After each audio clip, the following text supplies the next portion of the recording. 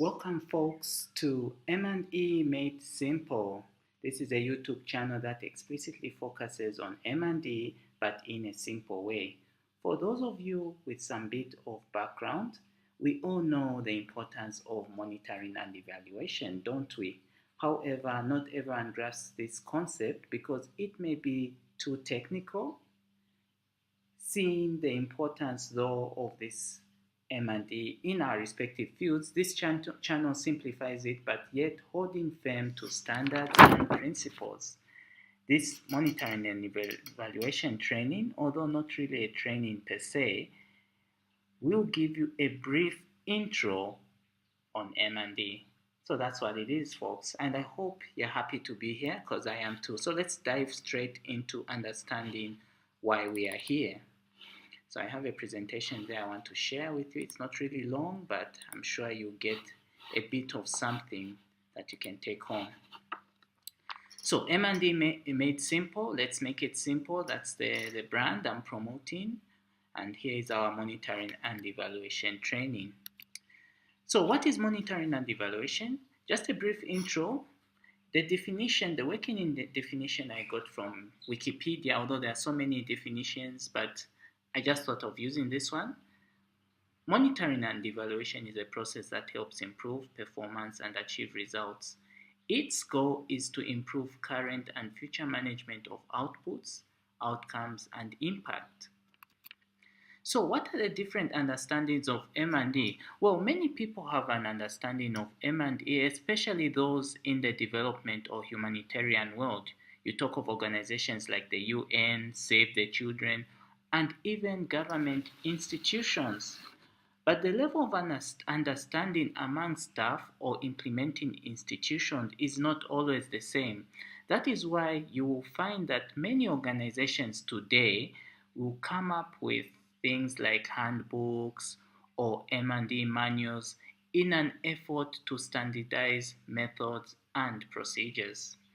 However, the truth of the matter, folks, now listen to this, the truth of the matter is that this is not always effective because people don't have the time to read these manuals or even master them.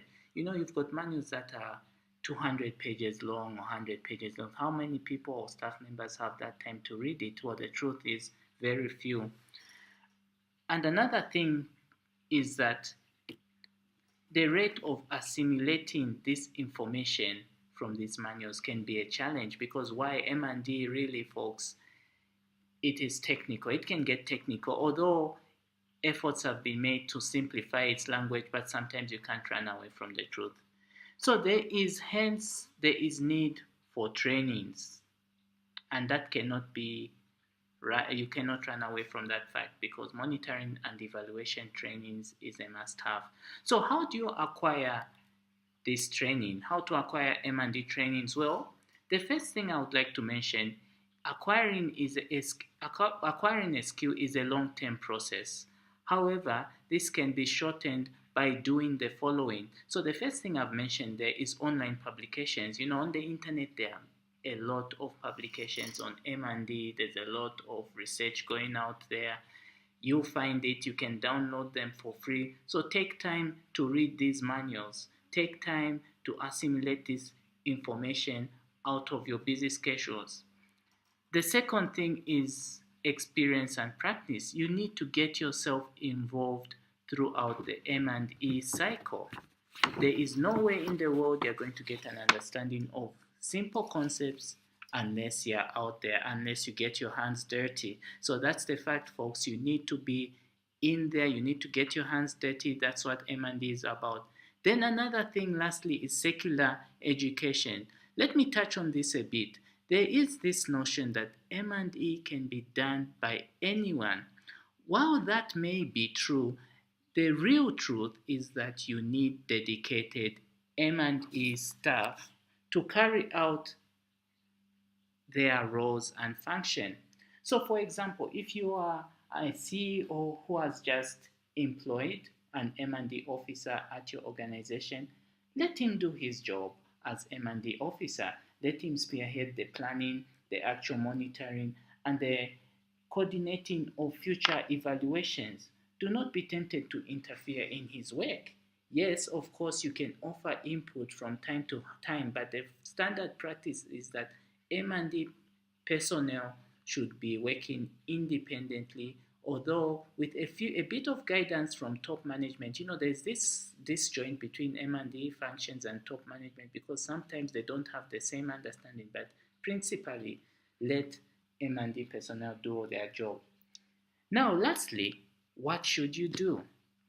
Well, knowing that you came here, you found yourself on this channel looking for an M&D training, well, I'll tell you this: you need to get yourself trained by applying the three mentioned suggestions brought about in this presentation. And then you need to subscribe to this channel if you want to. It's not a forcing matter, but you can do so. Or simply leave a comment below. By doing so, you'll be taking yourself to a whole different level. So that's all I had for you today, and I hope you enjoyed this short presentation, but I'll be looking forward to getting more input for what you think of this presentation. And I must mention that this M&D channel weekly is going to be posting some videos, and it would be nice to be hearing from you. So this was Coach Alexander. That's my name, and really I'm looking forward to seeing you on the other side.